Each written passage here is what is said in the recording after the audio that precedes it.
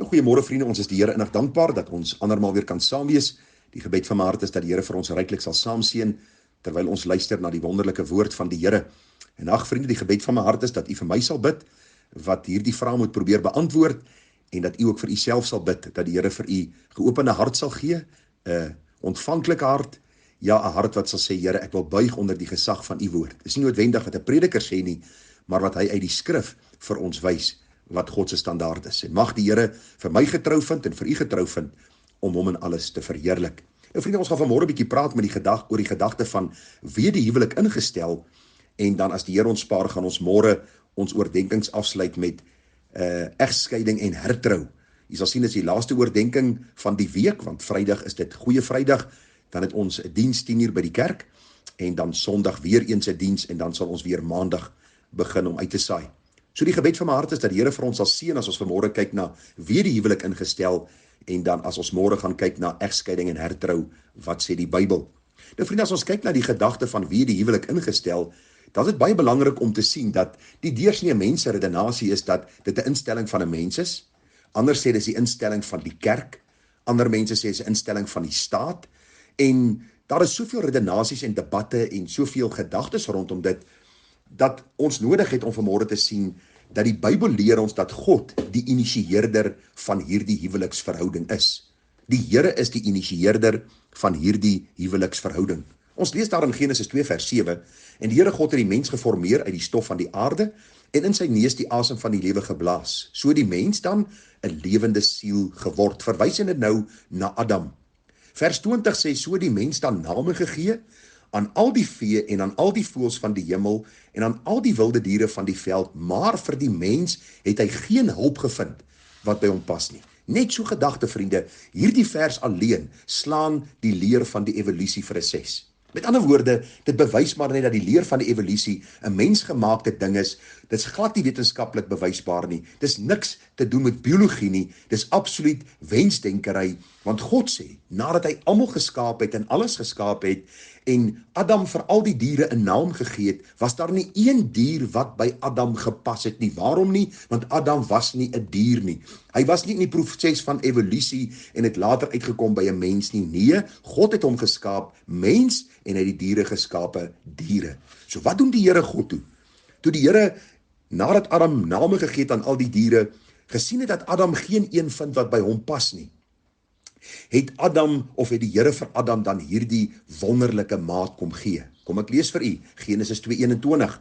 Toe die Here God 'n diepe slaap op die mens laat val, en terwyl hy slaap, het hy een van sy ribbebene geneem, en die plek daarvan met vlees toegemaak. En die Here God bou die rib, wat hy van die mens geneem het, tot 'n vrou, en bring haar na die mens. Wonderlik hoe die Here uit die man hierdie vrou, letterlik 'n vrou geskaap het. Hoor vriende, 'n biologiese vrou. En die Bybel sê, die Here bring haar na Adam. En vers 23 sê, toe sê die mens, dis nou eintlik been van my gebeente en vlees van my vlees, sy sal mannen genoem word, want sy is uit die man geneem. Nou in die Hebreëus vriende is hierdie vers 23 amper 'n gedig. Dis asof Adam liries geraak het toe hy vir Eva sien. Sy blydskap was oorweldigend met hierdie geskenk wat God aan hom gegee het. Jy sien, daar was geen dier wat by hom gepas het nie. Adam was alleen gewees. 'n Ander man sou nie by hom gepas het nie. Daarom het God die diepe slaap gebring en dan vir Adam 'n vrou gemaak. 'n Vrou wat by hom pas. Daarom het ons gister gepraat oor seks voor die huwelik en saamwoon as getroudes en jy is nie getroud nie. Watter skade dit doen aan die mens en ook wat 'n rebellie is dit teenoor die heilige God. Vers 24 gee die Here 'n opdrag. Daarom sal die man sy vader en sy moeder verlaat en sy vrou aankleef, en hulle twee sal een vlees wees. Jesus later kom in Matteus 19 vers 4, en hy antwoord en sê vir hulle, het julle nie gelees dat hy wat hulle gemaak het, hulle van die begin af man en vrou gemaak het, en gesê het, om hierdie rede sal die man sy vader en sy moeder verlaat en sy vrou aankleef, en hulle twee sal een vlees wees, sodat hulle nie meer twee is nie, maar een vlees. Wat God aan saamgevoeg het, mag geen mens skei nie. So vriende, ons sien baie duidelik dat die Here die een is wat die huwelik ingestel het. Hy was die initieerder van die huwelik, hy het die huwelik ingestel, en daarom sê die Bybel vir ons, dat een man vir een vrou maak 'n huwelik uit.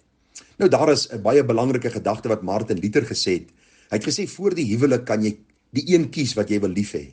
Na die huwelik moet jy die een lief hê wat jy gekies het. Daar is nie plek vir 'n ander vrou nie, daar is nie plek vir 'n ander man nie, daar is nie plek vir ander dinge in die huwelik nie, want die Here sê die bed moet onbesmet wees. Die Here sê ons moet ons weerhou van hoerery, van egbreek en van hierdie sonde. Daarom, as die Here die initieerder van die huwelik is, gee hy vir ons Bybelse raad hoe om hierdie huwelik te bestuur en dan ook te geniet binne dit wat hy vir ons in sy woord opgeteken het. Baie belangrik, vriende, as ons sien en ons kyk na die gedagte van liefde in die huwelik, dan sien ons dit is iets wat die Here in die hart van die mens kom uitstort. Liefde, vriende, is 'n gawe wat God vir ons gee. Gaan lees die woord, Romeine 5 vers 5 en verder. Die Bybel sê vir ons dat liefde is ook 'n daad van die wil. Want God werk in ons, hierdie wil om mekaar lief te hê. Daardie vrou wat God jou gegee het, daardie man wat God jou gegee het.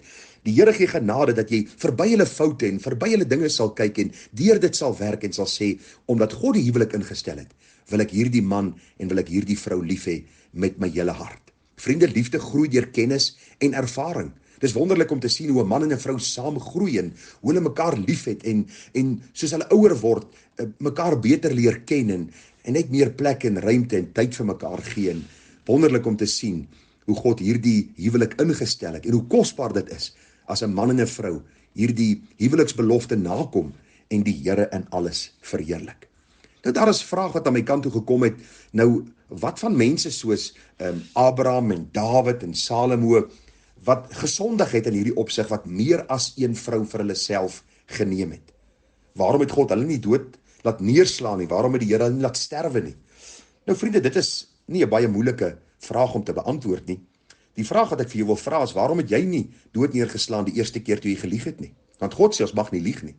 Waarom het jy nie die eerste keer dood neergeslaan toe jy gesteel het nie? Want God sê jy mag nie steel nie. So wat probeer ek vir u sê, dat ons maar kan doen wat ons wil en God gaan dit oorsien? Nee, glad nie.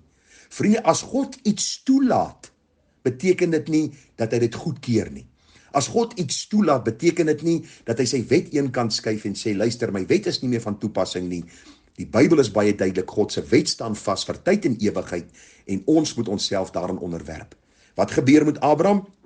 Toe Abraham 'n tweede vrou in sy huwelik inbring en God het dit toegelaat, sê die Bybel vir ons, het probleme en hartseer en pyn deel van sy lewe geword. Gaan lees die gedeelte oor Abraham en Sarai en dan ook Hagar en die twee kinders, Ismael en Isak wat gebore is. Gaan lees die hartseer, vriende, wat daar plaasgevind het. Gaan lees Dawid se lewe, die geweldige hartseer wat Dawid beleef het met die ekstra vroue wat hy vir homself geneem het. Salomo, die Bybel sê Salomo het op die einde van sy lewe gewanhoop aan sy lewe. Hy het gesê hierdie lewe is absoluut nutteloos. Te vergeefs is die woorde wat hy gebruik. Wat u sien, niemand kan suksesvol sondig nie. Luister, niemand kan suksesvol sondig nie. Moenie dink, as jy getroud is en jy gaan kuier by die buurvrou, of daar's 'n vrou by die werk met wie jy verhouding het, of jy verneek jou vrou met iemand anderste, of die vrou aan haar kant doen dit, dat jy onskuldig ander kant gaan uitstap, dan gaan geen ding gebeur in jou gewete en daar's geen oordeel van God nie. Jou lewe sal besaai wees met hartseer en smarte en pyn totdat jy doodgaan. Luister, ek kry elke dag met dit te doen. Mense wat in die huwelik oortree, die berading wat ou doen, die verwyte, die agterdog, die hartseer. Ek dink aan waar egskeidings plaasvind, die kinders wat uit mekaar geskeer word, die gevegte oor en weer, die vloekery en skellery, die hofsaake, die geveg vir die eiendom en vir die roerende en nie roerende bates nie. Luister, sonde bring hartseer. Daarom sê God, een man, een vrou, commit jou tot daardie een man, tot daardie een vrou, en jy sal die seën en die vrede van die Here in jou lewe ervaar. Doen dit nie, en jy sal pyn, jy sal hartseer, jy sal verdriet ervaar, en dan heel moontlik nog, God se ewige hel, God se oordeel. Want jy sien, jy kan nie sondig soos jy wil, en dink God gaan alles maar oorsien nie. Wanneer iemand met hierdie sonde worstel, en hierdie sonde gepleeg het, waar hulle die huwelik wat God ingestel het, gering geag het, is daar net een oplossing. Die kruis van die Here Jesus. Deur te sien op die kruis is daar lewe en heil. Is daar lewe vir jou en vir my. Sien gelowig op hom, word gereinig en lewe, want verlossing bied Jesus jou vry. Daar's vergifnis, vriende, vir enige sonde, maar dit beteken ook jy moet wegdraai van jou sonde. Jy moet klaar kry met jou sonde. Mense moet sien, hierdie persoon was duisternis, nou is hy of sy lig in die Here. Elkeen sal sy regverdige vergelding en oordeel ontvang. Daarom moenie vir Abraham, vir Dawid en Salomo en ander gebruik om jouself te verskoon in jou sonde nie.